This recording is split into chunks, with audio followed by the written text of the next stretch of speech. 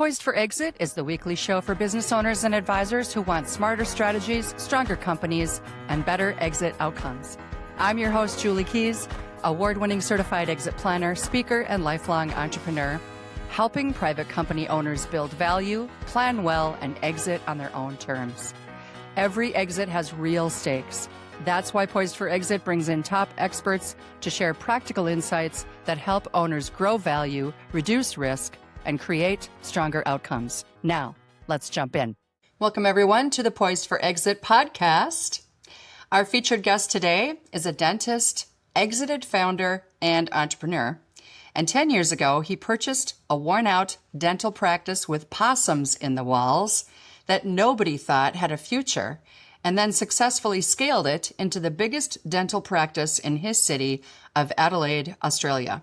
Last year, he sold his business, receiving offers from 4 different private equity firms during the sales process. So stay with us. We'll hear from him right after these messages. Most business owners wait too long to plan their exit, and it can cost them. By the time they're ready, tax-saving opportunities may be long gone. The CPAs at John A. Knutson & Company help you plan early so you can maximize value, minimize taxes, and exit on your terms. With over 100 years of guiding ownership transitions, including buy-sell, succession, and ESOPs, we know the best outcomes transpire from planning ahead. If exiting your business is a future possibility, start now. Visit jakcpa.com. That's jakcpa.com. Thinking about selling your business in the next few years? Don't wait to start planning. I've seen too many business owners wait too long and regret it. Freedom Financial Partners are financial advisors who specialize in exit planning for business owners, helping you reduce tax surprises, protect what you've built, and quantify how much you need from the sale. Their proven process helps you think beyond your business so you can move forward with clarity and confidence. The longer you wait, the fewer options you may have. Download your free financial readiness assessment today at ffpforme.com/exit. That's ffpforme.com/exit.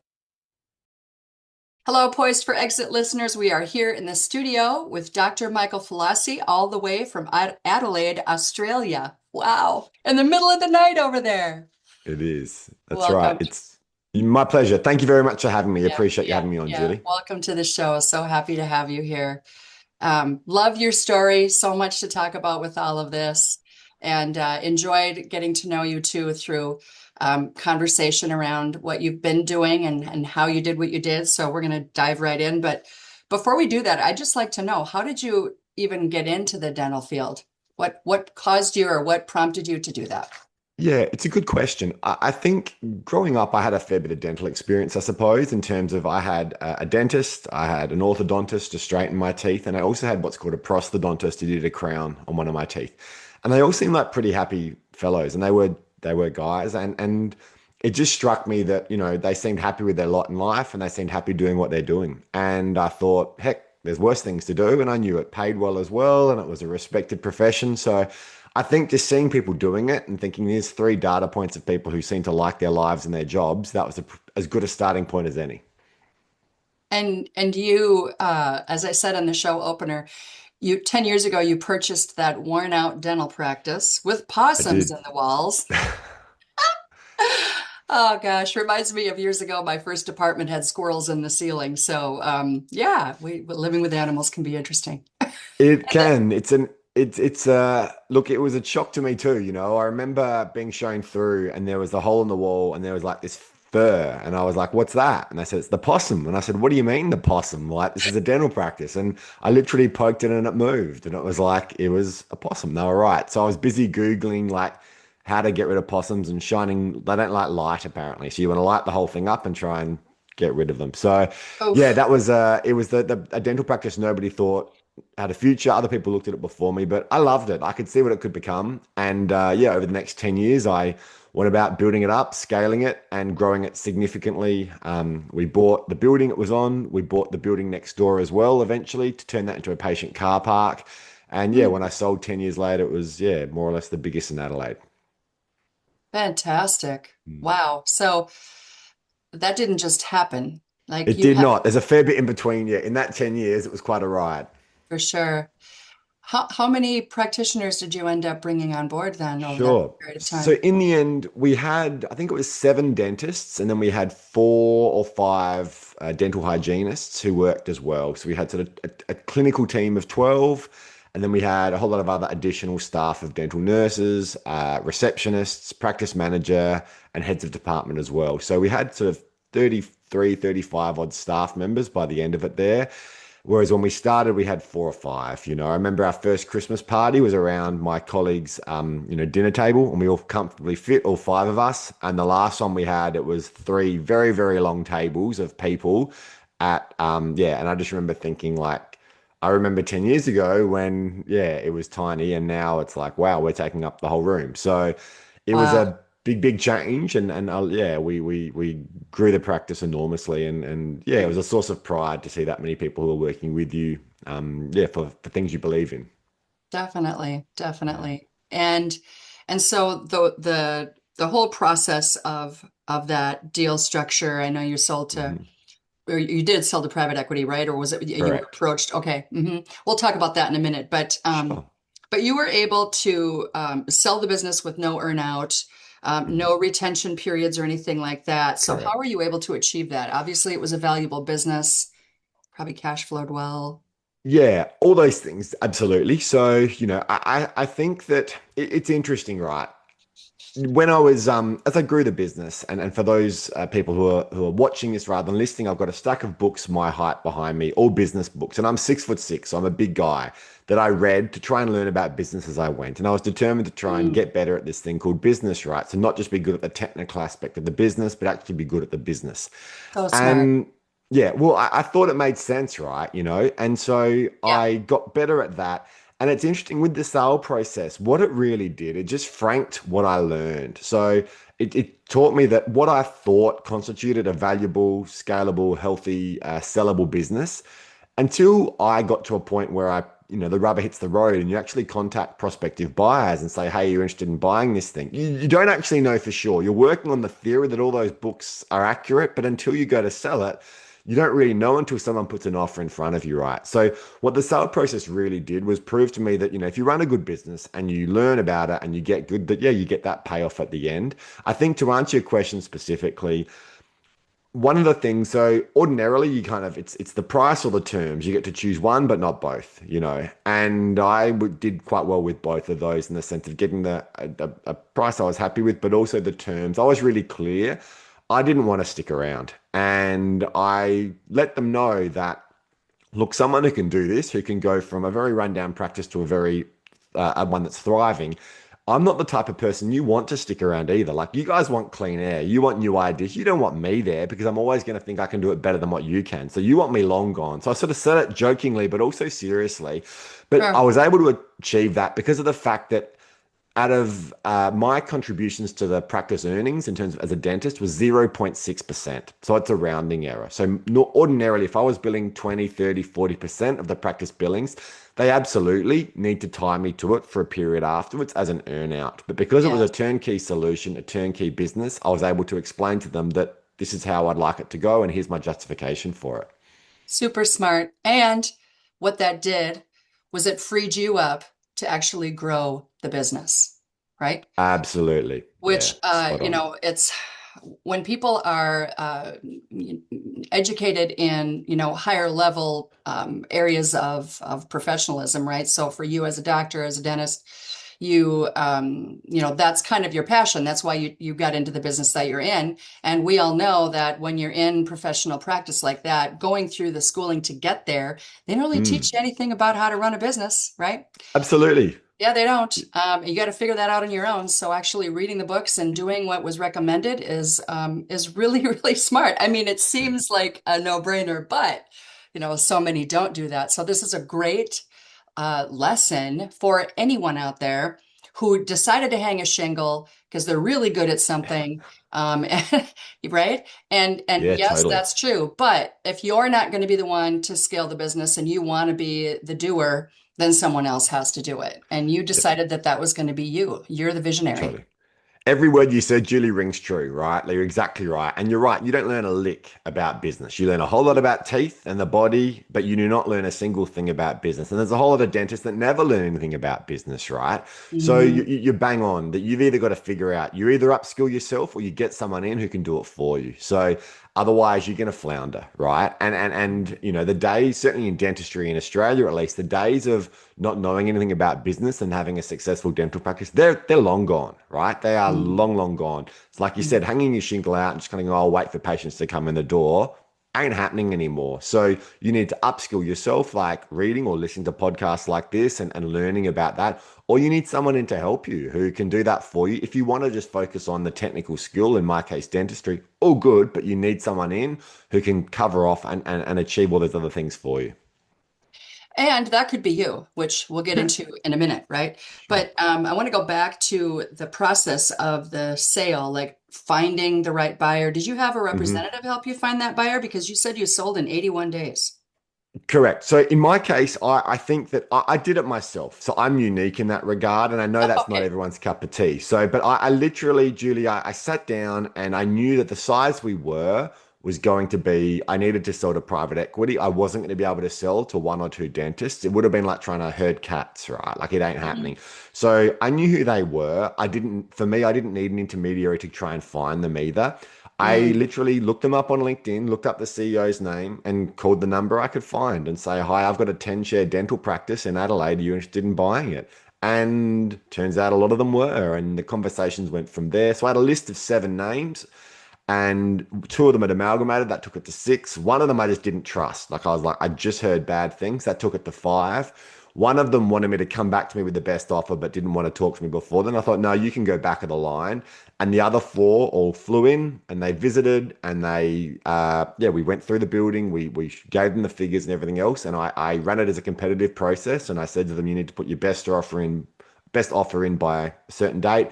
And as a buyer, you don't want competitive tension, right? You want to have a loan, you want to have a loan run at it without anyone. Right. As a seller, it was the opposite. I wanted competitive tension and I let them Heck know yeah. that. So Right. I ran it. I knew that's what was important. I didn't just want to negotiate one without reference point of others.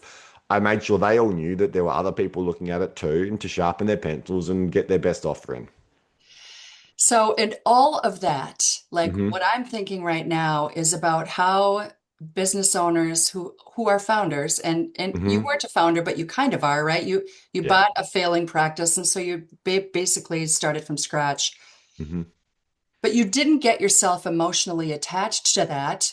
You treated it like an asset that you could grow and sell and benefit from. Spot on. Exactly So right. you So were I able would, to do all of this. See, that's what I mean. Like most owners are, it's too emotional, yeah. right? And And so they have to you have bang somebody on. in the middle.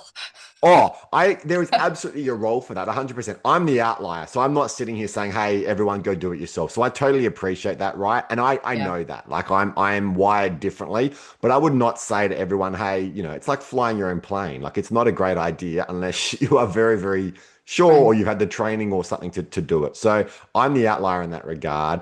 But yeah, you're right. And the emotional thing is interesting, right? And I think that I had some of the private equity firms say to me, say, Michael, like you've done a fair bit. Like, how are you going to feel about selling it? Like, are you sure you want to? And my view was like, I think I dissociated quite quickly from it because I saw it as an asset and I saw it as an exit and I was ready. And I said to them, you know what? Like, if I do up a vintage car and you decide to break it down and sell it for spare parts when you buy it, that's up to you. Once the money hits the bank account, it's your asset. You can do with it what you want. And I said the same thing here. I said, if you want to paint the place pink, I don't think it's a great idea, but if you've paid me for it, it's yours. And that was part of the thing where I either wanted to be all in as owner or all out, but I didn't want to then work for them and then disagree with things. And I think I wanted them to know that I wasn't going to be a great team member too in that regard, that they needed to get on with things without me there and have a full run at it without the big guy still there. So you did your own negotiation, which we're talking about. What were Hmm. some of the pros and cons of representing yourself that you could like maybe articulate a little bit? Yeah, sure. Look, I think I'm business minded. Like there was a really hard ceiling on how far I was going to go as a clinical dentist, Julie, and I recognize that. So that's why you get in Sure. people who are as good or better.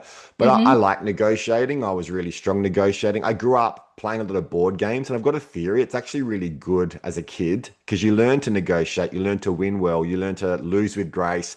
And you learn that if you burn someone, then they're not playing with you again. So you figure out how to kind of conduct these sorts of things.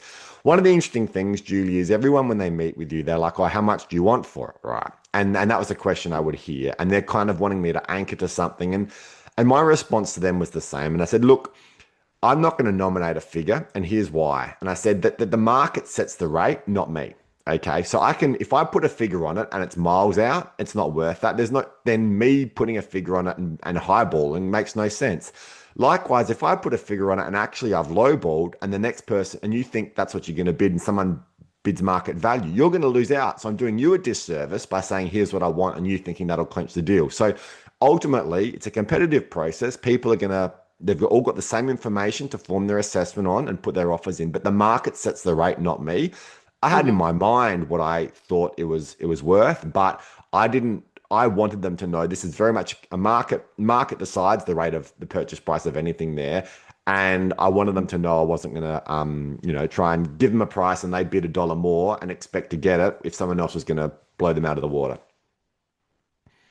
I'm really happy that you didn't give them a number, but and they knew all of those things that you said. They already knew all that, right? They were just Totally. hoping that you'd give them a number, Oh, and you were 100%. too smart to give them a number. So Yeah, that's the I thing. love You're it. coming at it from different ways. They want to just run at one with you. They don't want you talking to anyone Yeah. else, and they want you to give you a number, and they want to condition you down and all the rest. So my job is to reverse it on them. So and I was comfortable doing that in the process of.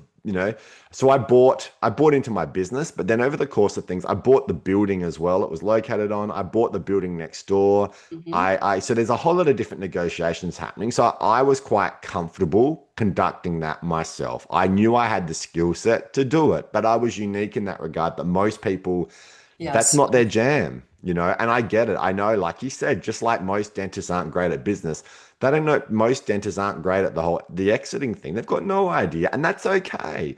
So Hmm. if you don't know, you need some help. Get help. Get someone who can hold your hand and help you through it and get the best price.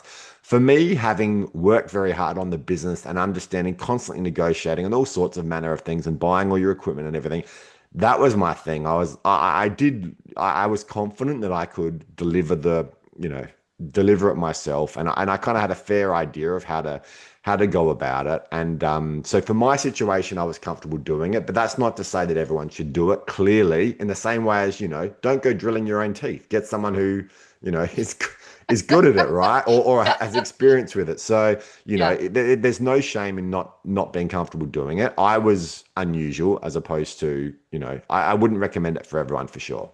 For sure. Yeah. And you understand that you're an anomaly. But I love the I am. fact that there's so much more that we have to talk about here, but we're going to just take a really quick break and then we'll be back in a moment. This is Andy Kosumba, president of Calhoun Companies. We understand that selling your business is a big deal. Since 1908, Calhoun Companies has been confidently connecting buyers and sellers. From small family shops to large corporations, our expert brokers walk with you and guide you every step of the way, whether you're looking to retire or simply for a fresh start. If you're curious what your business could sell for, or if you're ready to start the process, head to calhouncompanies.com for a free and confidential consultation. Calhoun Companies, the confident choice for buyers and sellers. My name is Todd Grau, and I'm the president of the Twin Cities Exit Planning Chapter. If you're a business owner and advisor and want to learn more about the world of exit planning, you're invited to visit the Twin Cities chapter of the Exit Planning Institute. You can expect top-level education delivered by subject matter experts at every monthly meeting. Grow your network and draw from the learning that could be a game changer for your business or your practice. There's no pressure to become a member, so come and see what the buzz is all about. Our meetings are held the second Wednesday of the month, 7:30 to 9 a.m. See the show notes for more information and registration links. Exiting your business is a big deal, both financially and emotionally. I'm John Marquet, Certified Exit Planning Advisor with TrustPoint. We help business owners transition smoothly on their terms. Our focus is on maximizing value, minimizing stress, and giving you confidence in what's next. Whether you're selling or passing the torch, we make the process seamless. Start planning today at trustpointinc.com. That's trustpointinc.com. All right. So we are back in the studio with Dr. Michael Filosi. And Michael, Let's talk about your team because you sold to Mhm. private equity, and I'm wondering how did that process go? When did you tell them? Did you formally retain the practitioners? All of those things. Maybe we could just talk about that process. Yeah. So the team are a big part of it, right? And they help you get Of there. course. Yeah. And the buying entity wanted to retain the team, right? They didn't want to make wholesale changes. So I was also mindful of I didn't want to scare people off until the deal was done. I'd invested a lot of time and effort and energy into the business as the business owner, and I didn't want Exactly. people marching out the door at the sniff of a sale. So I think it's really important as a business owner, you look after your team, but also when it comes to selling, you got to look after yourself too. So I think that's important to say. So ultimately, I have a key team member, my practice manager, who was the first person I told. One, because I felt it was the right thing to do. And I really feel you've got to get the order right. So when you're selling, you shouldn't have an experienced loyal team member find out after a newbie, right? Because they will be annoyed and justifiably annoyed. So you need to know, righto, what is the fair order of people that need to find this out and make Exactly. sure you honor that. That's the Mhm. order is just as important as when you tell them, I think, because no one wants to feel, hey, Michael, I've been working with you for 10 years and the person who's been here 2 weeks just told me this news. So you got to figure that out. So I knew the first person to tell, and I needed her help to provide some information to me, Of to the course. prospective Yeah. sellers as Right. well. Yep. Due diligence. And then we were the only two for a long time. It was just the Mhm. two of us until such time as they had done their due diligence and confirmed that the figures we'd given them were accurate. And then I called all the team into an all hands meeting and I said, I've got some important news. And I got everyone in and I let them know that the way I framed it was I said, I've made two really important decisions that I need to let you both know. And I said, one of them was really hard and one of them was very easy. So it's starting with the easy one. The easy decision for me was that it's time to sell. I'm ready. I've done my thing, and that was not a hard decision. And I didn't want to lie to them and say, "Oh, it was really hard to." No, no, no. I was really clear for my family and myself. I wanted to sell. That was the easy thing. The hard thing was figuring out who the best set of hands was going forwards. And I let them know about the process. That look, we looked at a whole lot of different groups, and ultimately, and I could tell them in absolute truth that we sold to the group that I felt was going to be the best custodians for the business going forwards there to look after their best interests going forwards as well. So that was how I framed that to them. And not everyone was happy about it, right? To be clear, some Mhm. people understood that it was the right thing for me. Some people were happy for me, even if they were disappointed I was going, but not everyone was. And that was a bit of a source of sadness for me, to be honest, because when a team member tells you that they're pregnant or something, you don't go, oh, well, that's a bit disappointing. You might feel disappointed, but you've got to meet that with an emotional level of empathy. And I didn't feel like when it was my turn to give them some news that some of the people, not all, but some, I felt a bit sad that I was like, really, like, can't you see how this is a good thing for me and this is an important thing for me? And so that was a bit of a challenge, to be honest. But I think that Mm. you find these things out, and I wasn't expecting that either. That kind of caught me off guard. Some things I'd planned for, but that Mm. aspect I hadn't. But I think to the advice I would say to your listeners is figure out the reasonable order people should find out in terms of your accountant, in terms of your key team members, in terms of friends and family, right?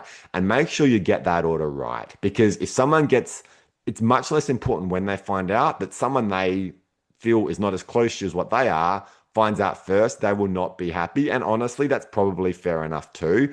I'm Mm. happy with the order. It happened in the right order. And so that sat well with me. No one, you know, found out that shouldn't have beforehand. That's great. And you probably used like non-disclosure agreements and things like that too, confidentiality for Yeah, some anyway, right? Like, look, yeah, you're right. Like all these things matter. On with my with the key team member yeah. at the very start, my practice, I didn't. I was really clear, and I think that Okay, the degree of trust and respect between the two of us was such that like it sure. was implicit. And to be Yeah. very, I'll share with you and your listeners, Julie. When I told her, I was really nervous, and I had a bit of a tear in my eye, and I Mm. had my wife in the room too in the office, and I called her up to my office, and I started to read to her my, look, here's what I've done. And, you know, and we had worked so closely together, and she meant the world to me, and she'd helped me with all of this. So, of all the people who had a right to feel a bit unhappy, it was her.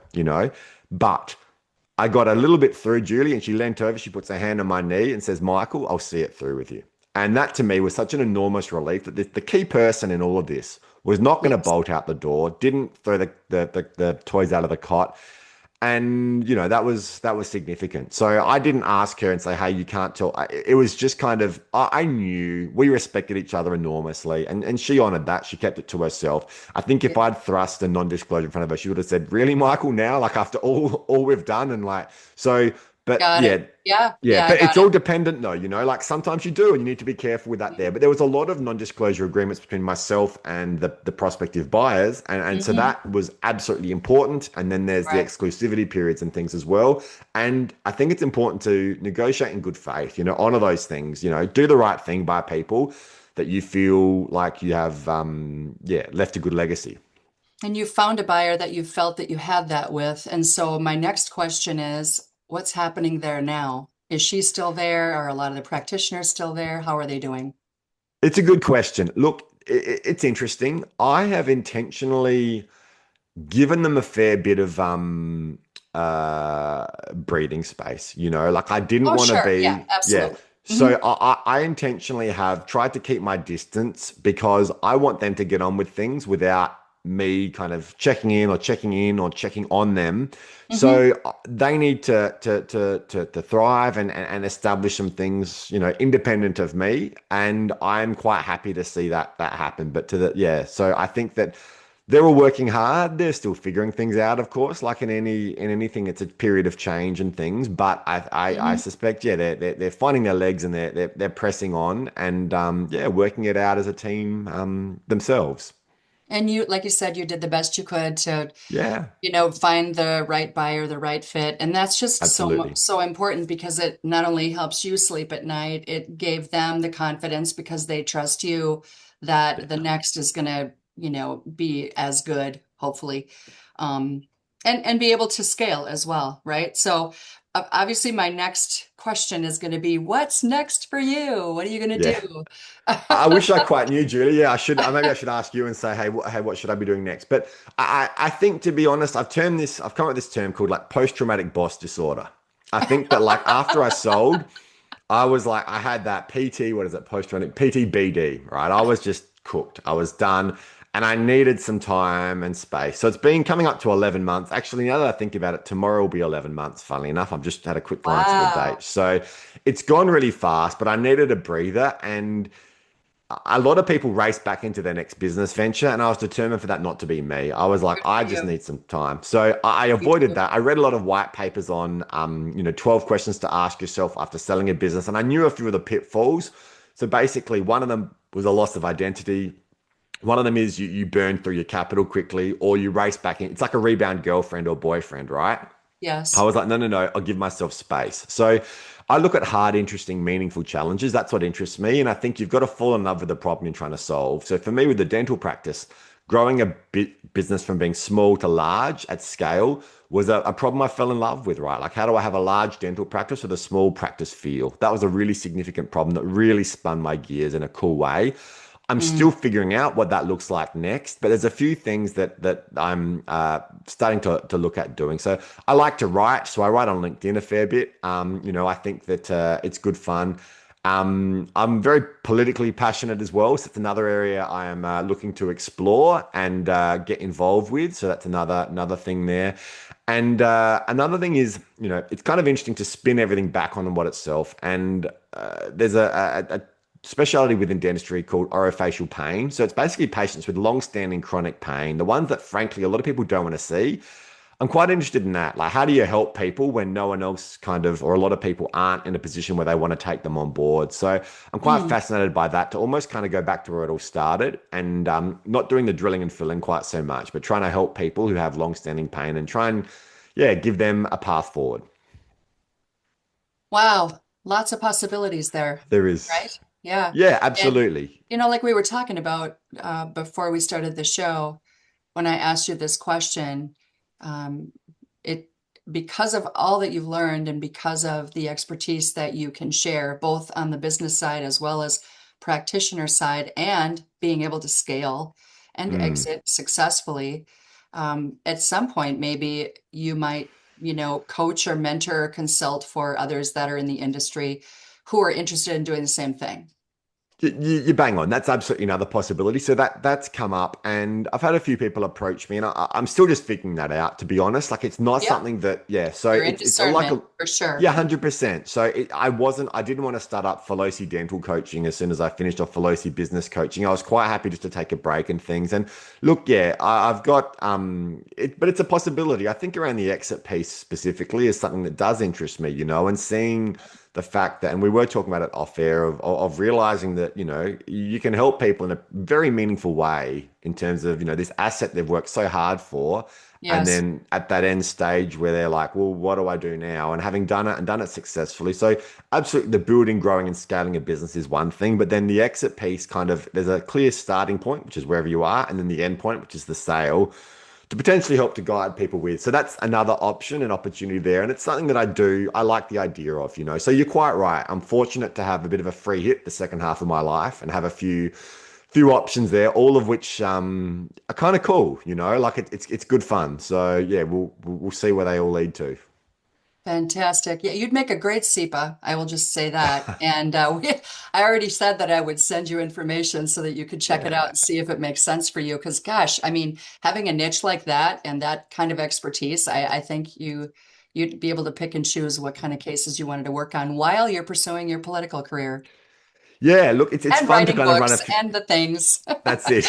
I think it's kind of cool to kind of run those things simultaneously. Like we're talking, I like to Yeah, follow curious endings and just see where they lead, and you just for never sure. know. So I kind of, if something interests me, I'll just kind of just keep following it and just see where it goes. And sometimes, fortune turns on small moments and you don't know what that next thing will be or what's going to lead you there. So I'm quite comfortable just kind of scratching away a little bit and seeing where that leads. And if that's across a few multiple different fronts, then happy days. It's yeah, just sort of, gives me a bit of few different passions to pursue.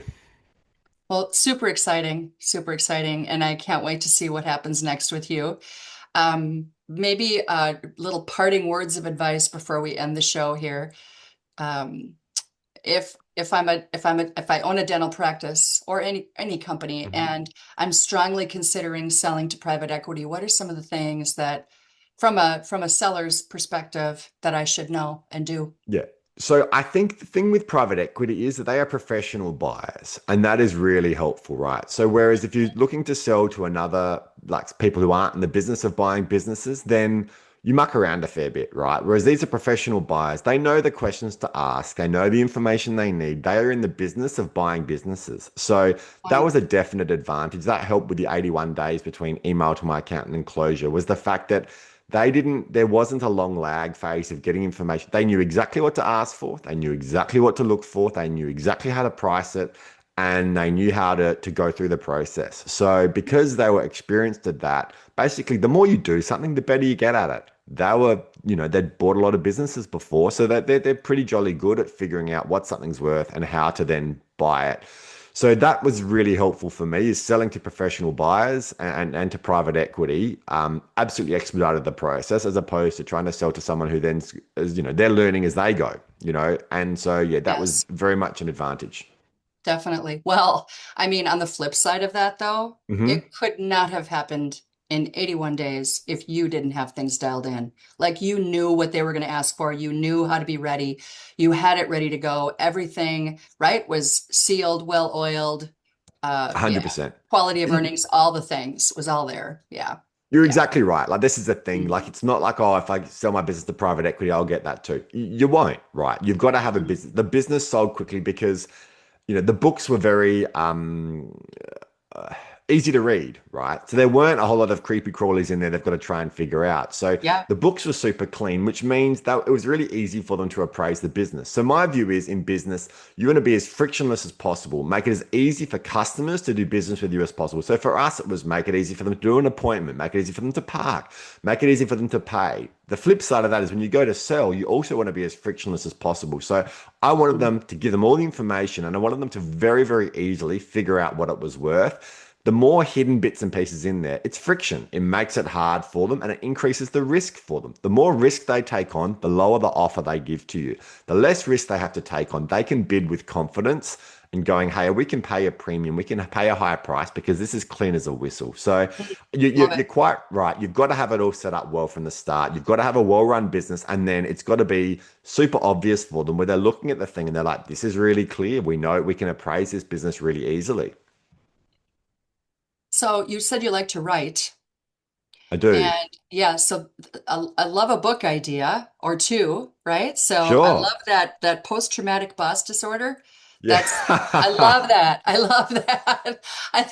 I think that would really resonate with a lot of owners out there who are like, "Oh my gosh, what do I do next?" Right? And or thinking about, even if they haven't sold yet, they're still in the game, but that's what deters them because they're afraid. So, Yeah, being able to totally.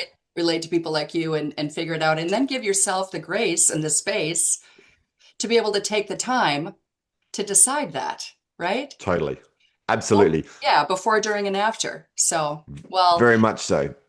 Dr. Michael, this has been fantastic. Thank you so much thanks for reaching out to me on LinkedIn My and pleasure. asking to Thank you be for on the having me, show. Julie. Absolutely. Took I've a really little while to enjoyed it. get you here, but we made it happen. That's right. So, We did. yeah, yeah. Really appreciate it. And thanks to our listeners too. We really hope that you found value in this episode, and you do us a favor by sharing and joining us again next time. Thanks, everybody.